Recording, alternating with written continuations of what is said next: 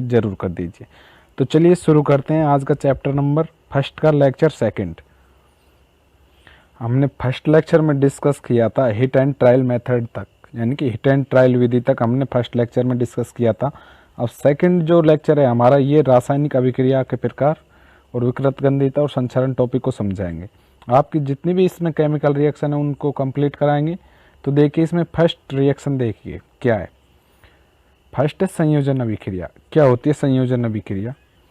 संयोजन का जो शाब्दिक अर्थ होता है वह होता है जुड़ना, अर्थात वह रासायनिक अभिक्रिया जिसमें दो या दो से अधिक अभिकारक परस्पर क्रिया करके एकल उत्पाद का निर्माण करते हैं, संयोजन अभिक्रिया कहलाती है। यानी कि दो अभिकारक होंगे और सिर्फ एक उत्पाद को तैयार करेंगे या बनाएंगे।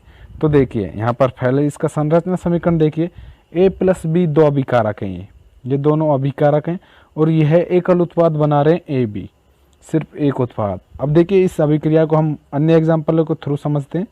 देखिए उदाहरण फर्स्ट, कोयले का दहन इस रिएक्शन में आता संयोजन में। तो किस प्रकार? कार्बन और ऑक्सीजन ये दोनों अभिकारक मिलकर एकल उत्पाद बनाते हैं, सिर्फ एक यौगिक बनाते हैं, वो होता कार्बन डाइऑक्साइड, जो आपको इस रिएक्शन में नजर आ रहा है। उसके बाद इसमें सेकंड एग्जाम्पल है जल का निर्माण। इसमें देखिए हाइड्रोजन का मोल और ऑक्सीजन का मोल, ये दोनों अभिकारक मिलकर जल के अणु का निर्माण करते हैं, है ना। 2H2 + O2 = 2H2O, है ना। जल लिक्विड फॉर्म में होता है, ऑक्सीजन गैसीय और हाइड्रोजन भी गैसीय है, गैस है एक। तो ये हो गया संयोजन अभिक्रिया। इसका कंप्लीट मतलब क्या है कि दो तो अभिकारक होंगे और एकल उत्पाद का निर्माण करेंगे, संयोजन रिएक्शन होती है वो। अब देखिए नेक्स्ट रिएक्शन कौन सी है। नेक्स्ट आती है इसमें वियोजन अभिक्रिया। वियोजन अभिक्रिया क्या होती है? वियोजन का जो शाब्दिक अर्थ होता है वह होता है टूटना, नाम से स्पष्ट। संयोजन यानी जुड़ना, वियोजन यानी टूटना। अर्थात रासायनिक अभिक्रिया में जिसमें कोई यौगिक अपने अवयवों में विभक्त हो जाता है, यानी कि उनके ही अवयवी कण जो है टूट जाते हैं, वियोजन अभिक्रिया कहलाती है। जिस प्रकार संरचना समीकरण देखिए, AB ये कोई अवयव है ना। जब इसकी हम वियोजन कराएंगे, इसे तोड़ेंगे, तो इसमें से दो उत्पाद के रूप में हमें कण मिलेंगे A+B। अब देखिए इस रिएक्शन को हम एग्जाम्पल के थ्रू समझते हैं। ये जो अभिक्रिया वियोजन अभिक्रिया, ये 3 प्रकार की होती है। इसमें आप एग्जाम्पल लिख तक सकते हो, कोयले का दहन भी सही वियोजन अभिक्रिया में, no problem.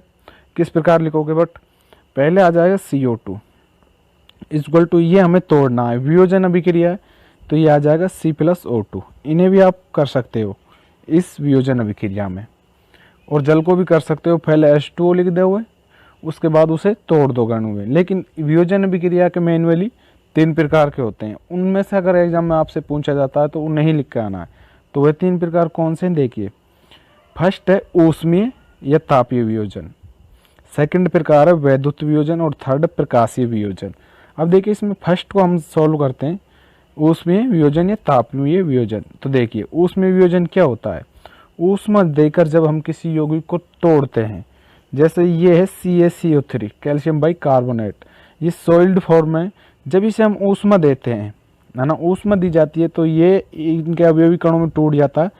CaO calcium oxide + CO2 carbon dioxide, 2 अवयवी कणों में ये विभक्त हो जाता है ना।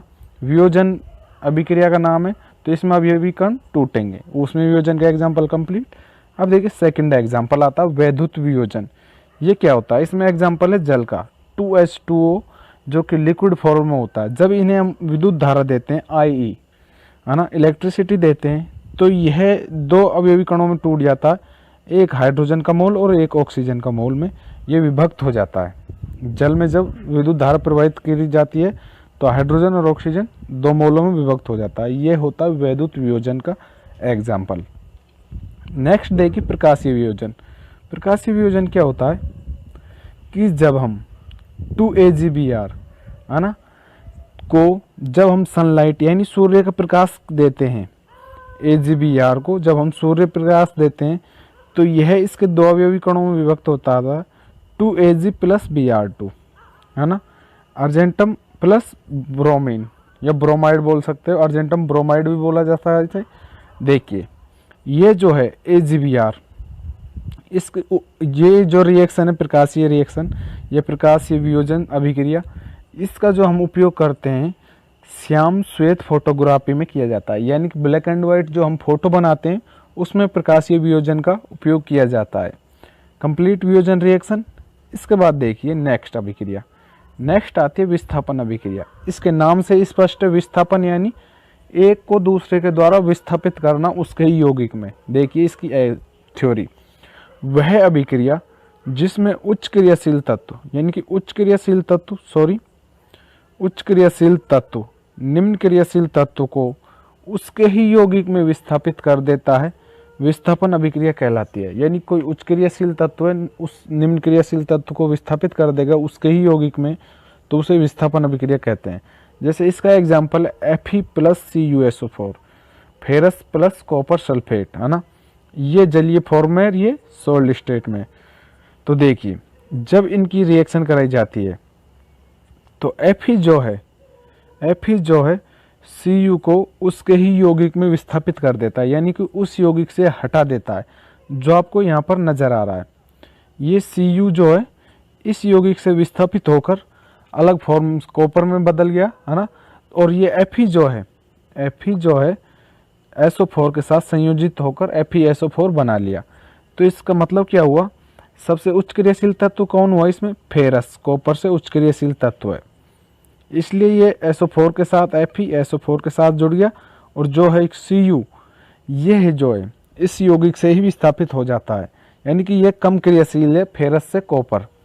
तो कंप्लीट यानी कि किसी रिएक्शन में कम क्रियाशील तत्व लोअर, वो हाई क्रियाशील तत्व के द्वारा लोअर को विस्थापित दिया जाता है रिएक्शन में, समझे। नेक्स्ट है रिएक्शन, देखिए द्विविस्थापन अभिक्रिया। ये क्या होती है, वह अभिक्रिया जिसमें अभिकारकों के मध्य आयनों, परमाणुओं या मूलकों का आदान प्रदान होता है, द्विविस्थापन अभिक्रिया कहलाती है। जिस प्रकार इसमें एग्जाम्पल है, एग्जाम्पल आपको दिख रहा है द्विविस्थापन अभिक्रिया में, यानी कि इसमें मध्य आयनों और मूलकों का दोनों का आदान प्रदान होता है, वह द्विविस्थापन अभिक्रिया कहलाती है। इसमें देखिए Na2SO4 जो कि जलीय फॉर्म में सोडियम सल्फेट प्लस BaCl2, ये भी जलीय फॉर्म में बेरियम क्लोराइड, इनकी जब रिएक्शन कराई जाती है तो यह जो है बेरियम जो है SO4 के साथ संयोजित हो जाता है, जो आपको उत्पाद के रूप में ये दिख रहा है BaSO4। अब इन दोनों के मध्य आपस में आयनों का भी आदान प्रदान हो रहा है। किस प्रकार दे, Ba का जो है चार्ज होता है Ba+2, है ना, Ba+2, और SO4 पर चार्ज होता है SO4-2। तो यहाँ पर चार्ज क्या हुआ, पॉजिटिव और नेगेटिव बराबर फॉर्म में 2-2, तो टोटल चार्ज क्या होगा यहाँ पर 0। तो इन्होंने क्या बना लिया, BaSO4, बेरियम सल्फेट। यहाँ पर इनके आयनों और मूलकों का भी आदान प्रदान हुआ है, जो कि आपको रिएक्शन में दिख रहा है। उसके बाद देखिए इसमें क्या है, नेक्स्ट इसमें दे रखा है NaCl2, सॉरी ये सोडियम जो है ये वाला Cl2 के साथ संयोजित है। तो देखिए किस प्रकार है, ये उत्पाद किस प्रकार बना, Na2Cl2 यानी 2 NaCl जोड़कर इनके भी आपस में आयन और मूलकों का, परमाणुओं का आदान प्रदान हुआ। किस प्रकार, Na पर क्या चार्ज होता है Na+ और Cl पर Cl-, पॉजिटिव नेगेटिव है, प्लस एक होता है लेकिन उसको हम लिखते नहीं है, सिर्फ प्लस और माइनस से प्रदर्शित करते हैं। बराबर चार्ज है तो टोटल चार्ज होगा 0, और यह रिएक्शन में 2 NaCl सोडियम क्लोराइड के रूप में बन जाएगा, जो कि यह सॉलिड स्टेट में होगा, ठोस अवस्था में होगा। द्विविस्थापन अभिक्रिया कंप्लीट। इसमें आपको नजर आ रहा है आयन और मूलकों का आदान प्रदान इस रिएक्शन में होता है। अब देखिए नेक्स्ट रिएक्शन, नेक्स्ट आती है अपचयन और उपचयन। इंपॉर्टेंट रिएक्शन है ये, कंपटीशन एग्जाम को लेकर भी और बोर्ड एग्जाम को भी बहुत बार पूछी जा सकती है। अपचयन और उपचयन देखिए क्या होती है, पदार्थ में ऑक्सीजन की वृद्धि होना यानी ऑक्सीजन का बढ़ना और हाइड्रोजन का कम होना यानी हाइड्रोजन का ह्रास होना उपचयन अभिक्रिया कहलाती है। उपचयन इसे हम ऑक्सीकरण भी, ऑक्सीडेशन भी बोलते हैं या ऑक्सीकरण अवस्था भी बोलते हैं। देखिए इसमें नेक्स्ट, पदार्थ में हाइड्रोजन की वृद्धि होना और ऑक्सीजन का ह्रास होना अपचयन अभिक्रिया कहलाता है। अपचयन अभिक्रिया कहलाता है। यानी कि देखिए उपचयन क्या होती है, ऑक्सीजन में वृद्धि। आपको सिर्फ एक ही फॉर्म याद करनी है, ऑक्सीजन में वृद्धि उपचयन, और हाइड्रोजन में कमी या ऑक्सीजन में कमी अपचयन। देखिए इसे एग्जाम्पल के थ्रू हम समझते हैं। ये आपको एग्जाम्पल दे रखा है, देखिए CuO प्लस H2, जब हम इसे ऊष्मा देंगे तो ये बन जाएगा Cu प्लस H2O। तो आपको इस रिएक्शन में ये देखना है कि कौन से का तो ऑक्सीकरण हो रहा है या उपचयन हो रहा है और कौन से का अपचयन हो रहा है। देखिए क्या कह रही है, पदार्थ में ऑक्सीजन की वृद्धि होना। यहाँ पर आपको CuO में ऑक्सीजन के साथ संयोजित है कॉपर ऑक्साइड, तब इसकी रिएक्शन उसे ऊष्मा दी जाती है, तो यह ऑक्सीजन जो है Cu से हटकर सिर्फ Cu बच जाता है, कॉपर बच जाता है, और ऑक्सीजन जो है H2O के साथ संयोजित हो जाती है, जो आपको नजर आ रही है ना।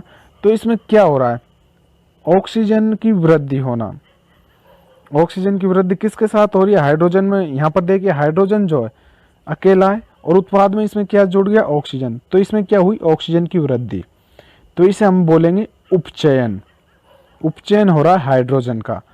और कॉपर ऑक्साइड का क्या हो रहा है, अपचयन, क्योंकि इसमें ऑक्सीजन का ह्रास हो रहा है। देखिए यहाँ पर अभिकारक के रूप में तो यहाँ पर इसमें ऑक्सीजन संयोजित है CuO में, जो आपको नजर आ रही है, लेकिन उत्पाद बन रहा है जब इसमें ऑक्सीजन गायब है, तो ऑक्सीजन का ह्रास हुआ, तो ये रिएक्शन होगी अपचयन अभिक्रिया, है ना, अपचयन।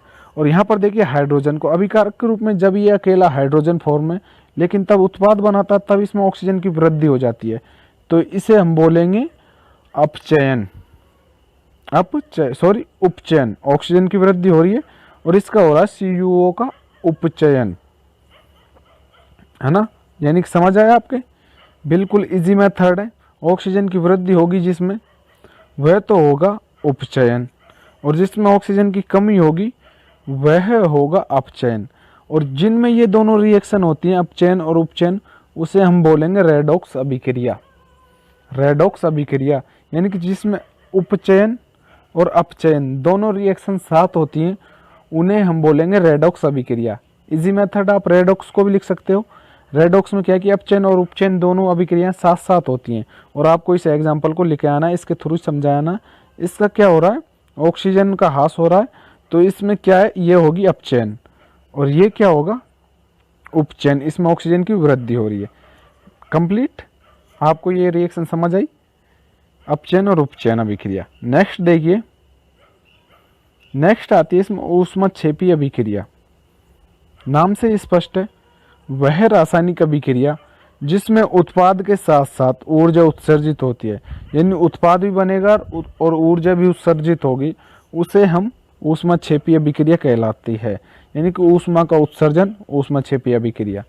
देखिए इस अभिक्रिया में ऊष्मा या ऊर्जा को हम ऊर्जा की तरफ या उत्पाद की तरफ ऊष्मा तब लिखते हैं तो ऊष्मा से पहले प्लस का चिन्ह लगाते हैं। देखिए इसका एग्जाम्पल देखिए ऊष्माक्षेपी का, प्राकृतिक गैस का दहन। देखिए ये मैथेन है, CH4 प्लस 2O2, है ना। जब मैथेन की अभिक्रिया ऑक्सीजन के साथ कराई जाती है तो यहाँ पर उत्पाद के रूप में बनता है CO2 प्लस जल। और ये ईर्ष्या नहीं है, गलती से टाइप होगा, ये ऊष्मा या प्रकाश है, ये रॉन्ग है। यहाँ पर इसकी जगह ऊष्मा या प्रकाश आएगा, है ना। आपको जो नजर आ रहा है यहाँ पर ऊष्मा व प्रकाश, है ना। तो यहाँ पर देखिए ऊष्मा से पहले क्या लग रहा है, आपको नजर आ रहा है प्लस का चिन्ह, तो इसमें लगाएंगे हम प्लस का चिन्ह, ये नजर आ रहा है ना। प्लस का चिन्ह लगाना अनिवार्य है ऊष्माक्षेपी अभिक्रिया में। तो ये रिएक्शन समझ आई, प्राकृतिक गैस का दहन। जब हम यानी कि मैथेन को ऑक्सीजन के साथ रिएक्शन कराते हैं तो कार्बन डाइऑक्साइड प्लस जल के साथ ऊष्मा उत्सर्जित होती है। नेक्स्ट एग्जांपल देखिए, इसमें श्वसन। C6H12O6 किसका सूत्र होता है, ग्लूकोज। जब इसकी रिएक्शन ऑक्सीजन के साथ कराती है, 6O2 के साथ कराते हैं, तो यहाँ पर उत्पाद के रूप में हमें प्राप्त होता है 6CO2, 6 कार्बन डाइऑक्साइड के तत्व और 6 ही जल के तत्व। उसके साथ हमें ऊर्जा प्राप्त होती है ATP के रूप में, और उससे पहले आपको प्लस का चिन्ह भी नजर आ रहा है। तो एटीपी क्या होती है, यह एक ऊर्जा होती है एडिनोसिन ट्राइफॉस्फेट, जिसका इसकी फुल फॉर्म है। श्वसन का दहन कंप्लीट। ऊष्माक्षेपी अभिक्रिया होती है श्वसन में। अगर आपसे एग्जाम में पूछी जाए श्वसन कैसी अभिक्रिया, ऊष्माक्षेपी प्रकार की, बहुत बार पूछी जा चुकी है एग्जाम्पल में। अब देखिए कोयले का दहन ऊष्माक्षेपी का ही वो एग्जाम्पल है। ये दोनों एग्जाम में पूछे जा चुके हैं ऑल इंडिया बोर्ड में। देखिए कार्बन की जब हम ऑक्सीजन के साथ क्रिया कराते हैं तो कार्बन डाइऑक्साइड प्लस ऊष्मा व प्रकाश उत्सर्जित होता है। ये उत्सर्जित होती है ऊष्मा व प्रकाश, और कार्बन डाइऑक्साइड गैस बनती है। ये हो गए ऊष्माक्षेपी अभिक्रिया के एग्जाम्पल, यानी ऊष्मा का उत्सर्जन उत्पाद बनने के साथ साथ ऊष्माक्षेपी अभिक्रिया कहलाती है, और उसके एग्जाम्पल हो गए। अब आती है ऊष्माशोषी अभिक्रिया। ये क्या होती है, देखिए जब हम वह रासायनिक अभिक्रिया जिसमें ऊष्मा का अवशोषण होता है, यानी ऊष्मा एब्जर्व ग्रहण की जाती है, उसे हम ऊष्माशोषी अभिक्रिया कहते हैं। सामान्यतः वियोजन अभिक्रिया में ऊष्माशोषी प्रकार की होती है। जो वियोजन अभिक्रिया होती है ये सामान्यतः ऊष्माशोषी प्रकार की होती है, यानी कि आप वियोजन अभिक्रिया का एग्जाम्पल ऊष्माशोषी में लिख सकते हो।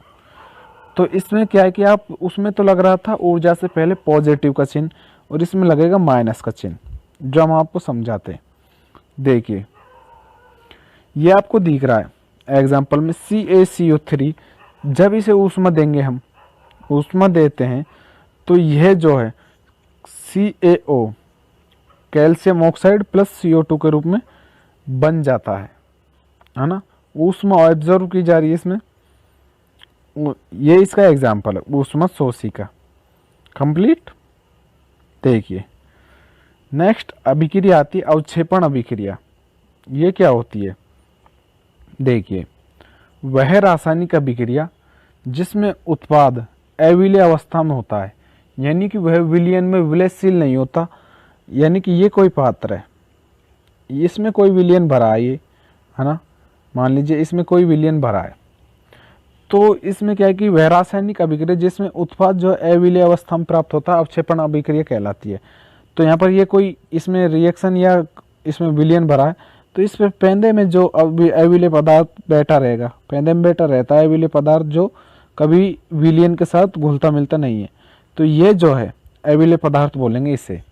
कोई भी ले लीजिए आप बीकर, उसमें हम विलयशील पदार्थ वह होता है जो पूरे विलयन में घुलनशील होता है, अविलेय पदार्थ अघुलनशील होता है। देखिए अवक्षेपण समझ आया।